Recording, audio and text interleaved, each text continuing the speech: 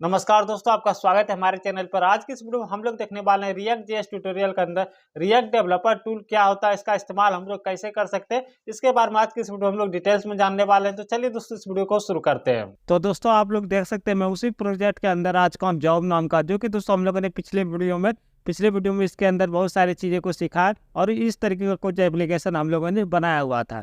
तो ये बेसिकली दोस्तों हम लोगों ने पिछले वीडियो में इसके अंदर कंपोनेंट के बारे में बात किए थे, प्रॉप्स के बारे में बात किए थे और भी बहुत सारे एरे मैप वगैरह का बात किए थे इस प्रोजेक्ट के अंदर। तो आज की इस वीडियो में हम लोग डेवलपर टूल के बारे में बात करने हैं। डेवलपर टूल बेसिकली दोस्तों क्रोम का एक एक्सटेंशन है। कोई भी ब्राउज़र अगर आप लोग ये वाला एज वाला यूज़ कर रहे हैं तो इसका भी एक्सटेंशन है। और दोस्तों सफारी वगैरह कोई भी आप लोग ब्राउज़र यूज़ कर लीजिए, उसके अंदर आप लोगों को वही वाला एक्सटेंशन आप लोगों को देखने को मिल जाएगा। तो सबसे पहले दोस्तों हम लोग एक्सटेंशन की बात करते हैं। तो एक्सटेंशन का यूज़ कहाँ पे है वो मैं आप लोगों को दिखाता हूँ।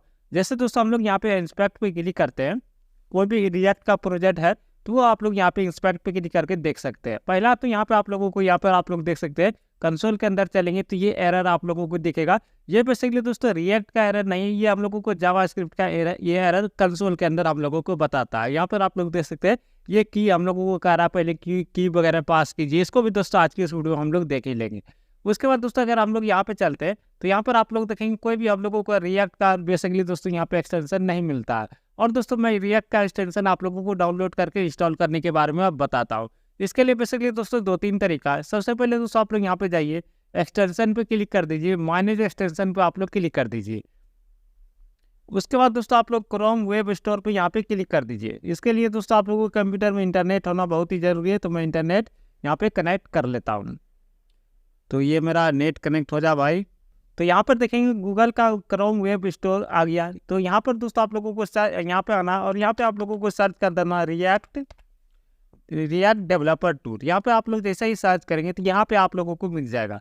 और दोस्तों इसको हम लोग यहाँ पे इंस्टॉल भी करने वाले हैं। उसी तरीके से दूसरा तरीका ये है कि दोस्तों आप लोग गूगल पे जाइए, अगर कोई दूसरा ब्राउज़र का यूज़ कर रहे हैं तो वहाँ पे दोस्तों आप लोग सर्च कीजिए गूगल पे जाने के बाद रिएक्ट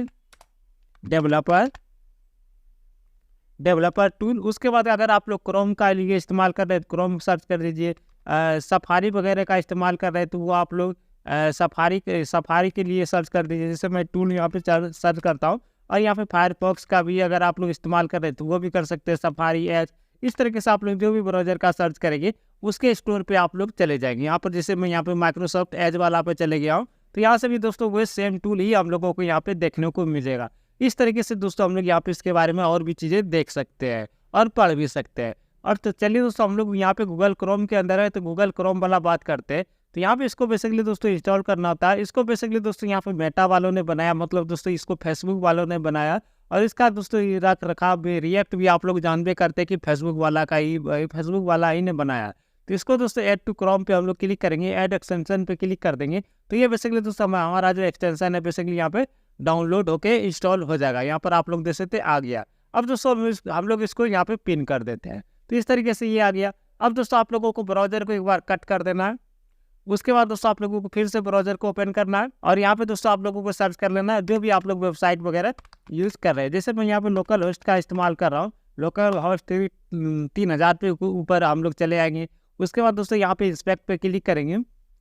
इंस्पेक्ट पे जैसे ही क्लिक करेंगे अब दोस्तों अगर यहाँ पे हम लोग करते हैं तो यहाँ पे दोस्तों हम लोगों को कंपोनेंट एगो प्रोफाइलर हम लोगों को दिखेगा। तो सबसे पहले दोस्तों हम लोग कंपोनेंट के बारे में बात करते हैं। तो ये बेसिकली दोस्तों ये एक्सटेंशन बेसिकली क्या करता है, हमारे एप्लीकेशन के अंदर जितने भी कंपोनेंट है वो यहाँ पे आप लोग देख सकते हैं। 4-5 बार ये एक कार्ड को मैंने यहाँ पे कॉल किया क्योंकि दोस्तों हमारे एप्लीकेशन के अंदर 2 कंपोनेंट है, ऐप है, उसके अंदर यहाँ पे कार्ड है। जैसे दोस्तों आप लोग यहाँ पे देखेंगे पहला जो कंपोनेंट है हमारा यहाँ पे किधर गया जी, कार्ड वाला,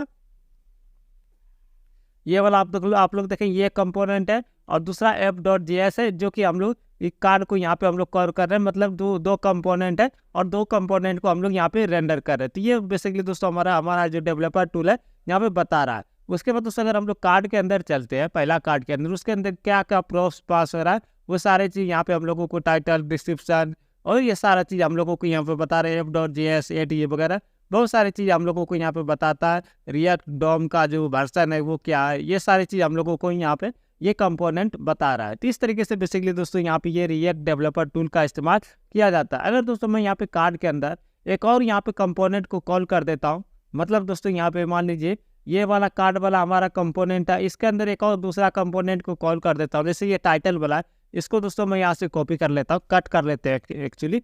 उसके बाद दोस्तों यहाँ पे हम लोग चलते हैं यहाँ पे न्यू एक कंपोनेंट बनाते हैं टाइटल नाम का,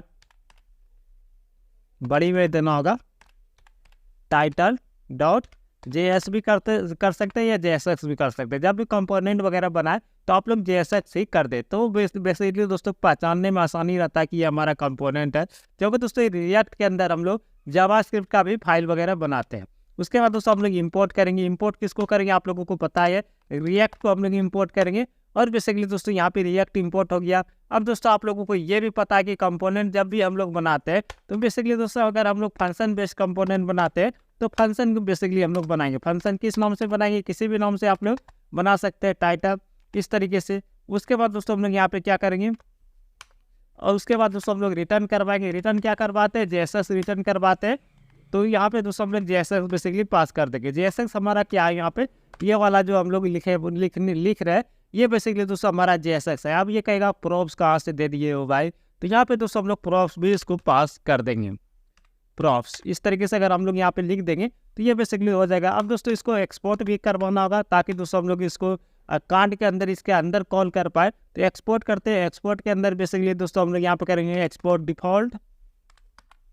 डिफ़ॉल्ट को एक्सपोर्ट करेंगे और दोस्तों यहाँ पे हम लोग टाइटल पास कर देंगे। इस तरीके से अगर हम लोग कर देते हैं तो ये बेसिकली दोस्तों एक और कंपोनेंट टाइटल वाला कंपोनेंट हमारा बन गया। अब चलते हैं दोस्तों हम लोग कार्ड.js के अंदर। यहाँ पे बेसिकली दोस्तों वो टाइटल वाला हम लोगों को यूज करना है। तो बेसिकली दोस्तों हम लोग यहाँ पे करेंगे क्या, सबसे पहले तो दोस्तों हम लोग उसको इंपोर्ट करना होगा। जो भी दोस्तों हम लोग ने बनाया वो यहाँ पर अगर आप लोग टाइटल लिखेंगे विजुअल स्टूडियो के अंदर तो यहाँ पे ऑटोमेटिक ही ये क्या बोलते हैं वो इम्पोर्ट हो जाएगा।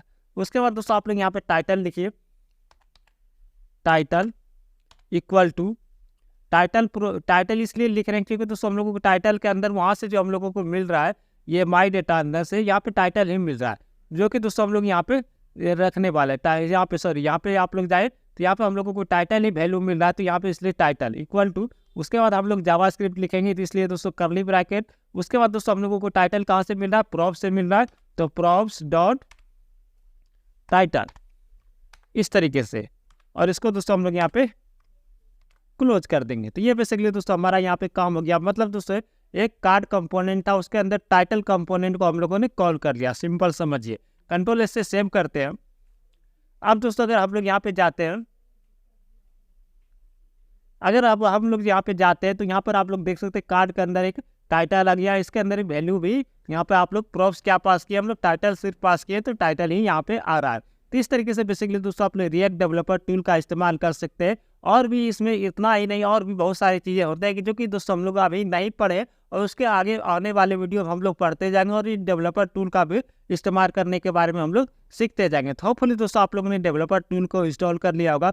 अगर दोस्तों आप लोग कोई भी रिएक्ट के वेबसाइट पे जाएंगे, जैसे मैं यहाँ पे गूगल क्रोम पे चलता हूँ, जैसे मैं यहाँ पे मान लीजिए गूगल पे चलता हूँ, तो गूगल आप लोगों को पता है कि ये रिएक्ट के अंदर नहीं बना हुआ। तो ये बेसिकली दोस्तों एक्सटेंशन यहाँ पे आप लोग देख सकते हैं, ये हमारा यहाँ पे उसका जो लाइट है वो थोड़ा ग्रे कलर का रहता है। वहीं दोस्तों अगर हम लोग फेसबुक के अंदर चलते हैं तो यहाँ पे facebook.com पे चलते हैं, facebook.com के अंदर चलते हैं तो ये बेसिकली दोस्तों रिएक्ट के अंदर बना है। तो यहाँ पर आप लोग देख सकते हैं ये बेसिकली दोस्तों ये हमारा ये जो रिएक्ट है बेसिकली यहाँ पर आप लोग देख सकते हैं ये हमारा इसका जो कलर है वो चेंज हो जाता है। मतलब दोस्तों अगर कोई रिएक्ट की वेबसाइट के अंदर जाएंगे तो इसका कलर चेंज हो जाएगा और वरना ग्रे रहेगा। तो इससे भी दोस्तों आप लोग पता कर सकते हैं कि कौन सा वेबसाइट किस रिएक्ट के अंदर बना है कि नहीं बना है, वो भी चेक कर सकते हैं।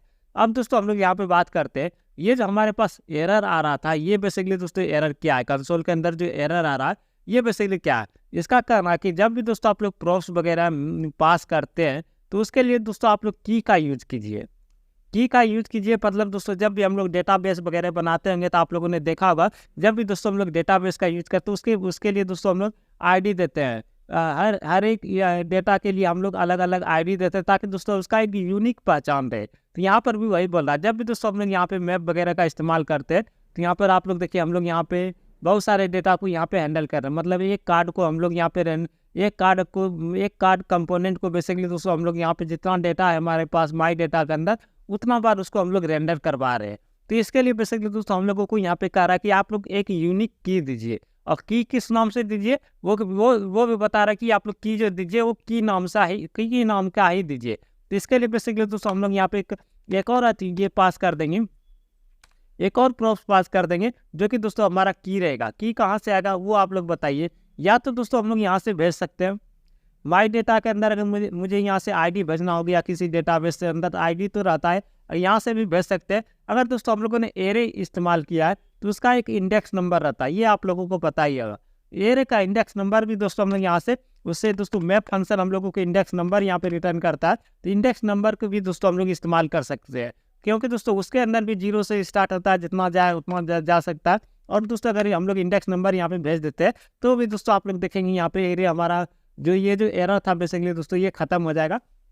एक बार रिफ्रेश कर लेते हैं तो यहाँ से आप लोग देखेंगे वो जो बेसिकली दोस्तों हमारा एरे खत्म हो गया। और दूसरा चीज़ यहाँ पे देखिए, ये यहाँ पे दोस्तों ये जो हम लोगों ने की बनाया, इसको दोस्तों ये हम लोगों को ये जो वैल्यू है बेसिकली दोस्तों इसको ये डिसाइड नहीं कर रहा है। इसके अंदर यहाँ पर आप लोग देख सकते हैं ये जो प्रॉप्स है इसको ये नहीं कर रहा है, ये इसको अलग ही मान रहा है। मतलब ये कार्ड 1 कार्ड 2 इस तरीके से ये मान रहा है, मतलब कार्ड का ये आईडी समझ लीजिए, कार्ड का आईडी मांग रहा है, उसको ये प्रॉप्स बेसिकली नहीं मान रहा। तो इस तरीके से भी दोस्तों अगर आप लोग की का यूज़ करते हैं तो आप लोगों को पता होगा कौन सा कार्ड कौन वैल्यू पे जा रहा है। तो होपफुली दोस्तों आप लोगों को सारी चीज़ यहाँ पे समझ में आ गया होगा, एरर वगैरह भी किस तरीके से ख़त्म करते हैं, और रिएक्ट डेवलपर टूल का भी इस्तेमाल किस तरीके से करते हैं। तो होपफुली दोस्तों आप लोगों को सारा चीज़ समझ में आ गया होगा। तो दोस्तों मुझे उम्मीद है कि आप लोगों को ये वीडियो पसंद आएगा। अगले वीडियो में बेसिकली दोस्तों रिएक्ट जेएस के बारे में और भी चीज़ें हम लोग सीखेंगे। तो अगले वीडियो को देखने के लिए दोस्तों आप लोग चैनल को सब्सक्राइब कर लीजिए और इस वीडियो को लाइक एवं शेयर जरूर कर दीजिए। तो मिलते हैं दूसरे वीडियो में, तब तक के लिए दोस्तों जय हिंद जय भारत।